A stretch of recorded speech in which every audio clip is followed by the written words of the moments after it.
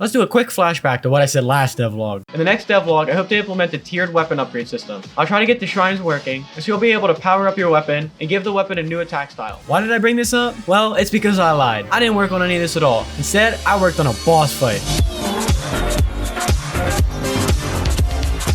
The main reason I switched what I was working on is because I got sent this great art from the artist I'm working with. So I wanted to put it in the game right away. To start off, I had to think of what moves to use. Now looking at this thing, it looks like it has a bucket on its head. So the first move was pretty straightforward. I wanted him to throw a bucket at the player, and this bucket will act as a turret, shooting projectiles in the area. This means the player has to deal with the buckets as they're thrown, or else they'll start building up and lock you out of an area. This creates an interesting dynamic where the player has to juggle fighting these buckets and fighting the boss. Next, I had to think of another move, and this is where I researched into other boss fights. In my opinion, these other boss fights work so well because it forces the player to move around and dynamically changes throughout the fight. So we needed a way for the player to move around. One way to force the player to move around was to have this boss charge the player. When the boss runs into a wall, it shoots projectiles in every direction, and the boss will stop charging after it hits 3 different walls. When this is combined with throwing the buckets around, it creates an interesting fight, as the player's trying to dodge the boss that's charging at them, but they also can't run towards the buckets, which are shooting projectiles and locking the player out of different areas of the arena. Currently, I have the boss use these 2 moves, but has a higher odd for each move depending on if it has line of sight or not. This gives the feel that the boss is pretty smart, as it's using moves that'll actually damage the player. On top of this, I wanted the boss to have a great entrance, so I started working on the camera system. Right now, when the boss spawns, the camera moves off of the player and towards the middle of the screen. I'm planning on adding a sort of cutscene to this. I'll have a slow-mo, maybe a boss name, and other cool effects. This will make the bosses feel a lot more of a grand fight, instead of just another strong enemy.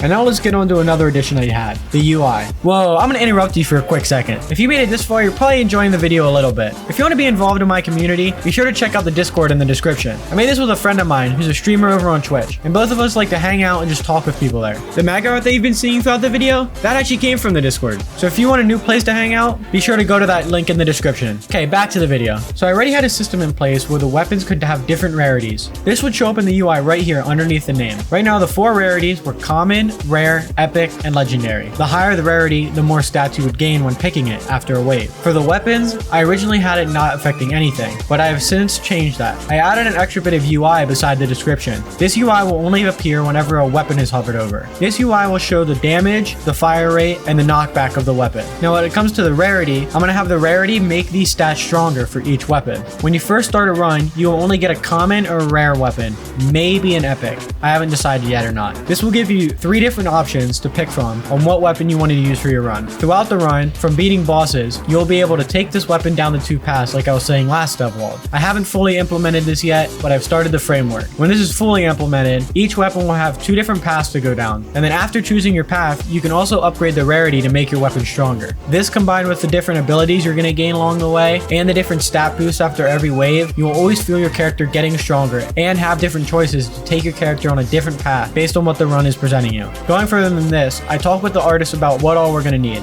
I made this design document, which I'm not going to show you just yet, where we planned out the baseline things that we want to add. We can always add on to this, but we wanted to have a strong core to the game first, and then polish it from there. We don't want to make the game too big, because we actually want to get it done sometime. This document will just help us not scope creep the game. I hope you enjoyed this video, and if you did, be sure to like and subscribe. And if you do subscribe, click that little notification bell so you get notified when I upload another video. Thanks for watching.